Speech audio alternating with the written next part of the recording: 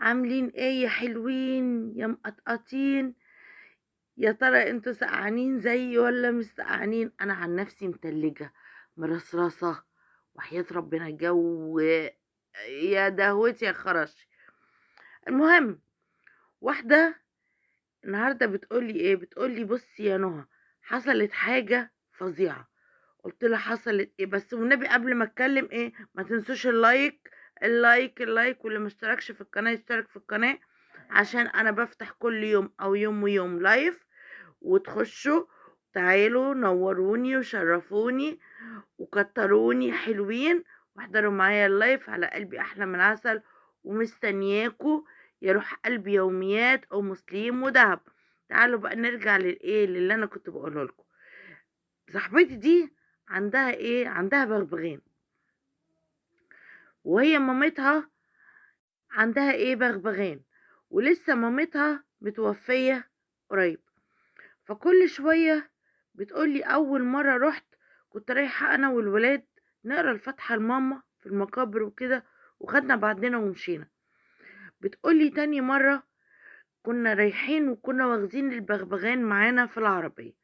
هو ظريف وبيحب يقلد الأصوات والمود بتاعه جميل، ويقعد يضحك كده معانا ويقلدنا في العربية وإيه، وجميل كده وظريف، يعني من الإيه، من البغبغانات اللي هي الظريفة دي.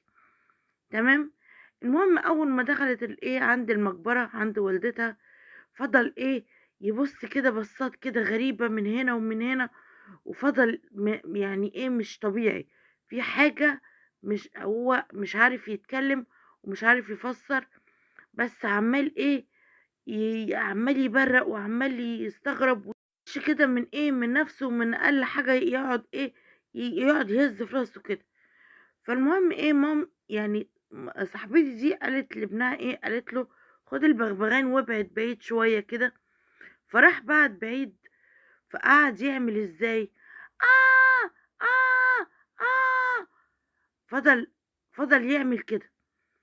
فقالت له يا حبيبي طب خده بعيد شوية، لدرجة ان هي خافت عليه. قالت له ايه طب خده ايه ابعد بيه شوية كده. اما بعد بيه شوية سمع ايه البغبغان، فضل يقول ايه، آه آه آه آه، بدأ الصوت يتغير. فراح يعني من هنا لهنا هما مش عارفين هو بيعمل كده ليه. فقالت يعني ايه انا هاخده وامشي، لان هو ايه شكله تعب.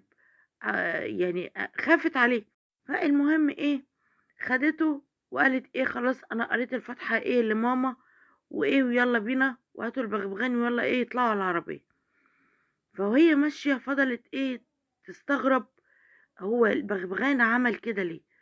فكلمت ابنها، قالت له يا محمد انا رحت النهارده عند تيتا في المقابر وقلت اقرا لها الفاتحه، وحصل كذا كذا كذا كذا من ايه، من البغبغان.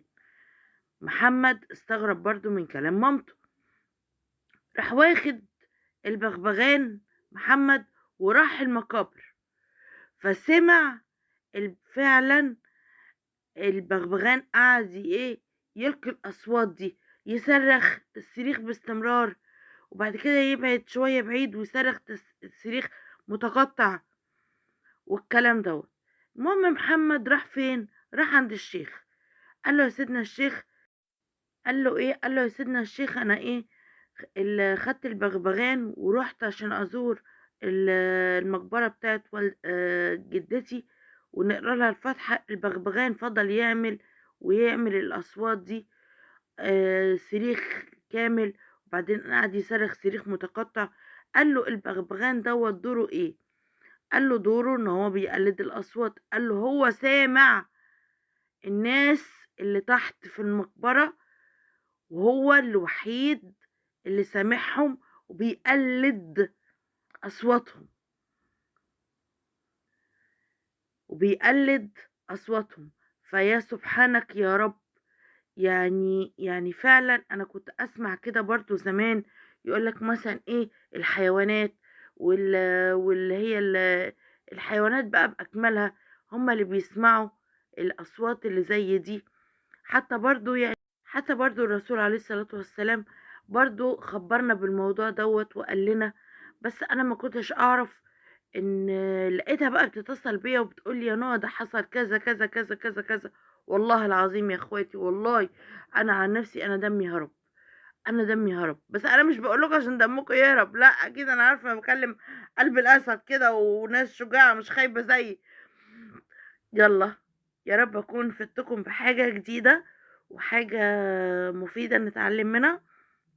اشوفكم على خير، وما تنسوش تدعموني بلايكاتكم والحاجات الجميله بتاعتكم. وما تنسوش يا حبايبي والنبي يعني فضلا وليس امرا تدعوا لدهب بنتي، لان هي تعبانه جدا وربنا اللي يعلم بيها والله.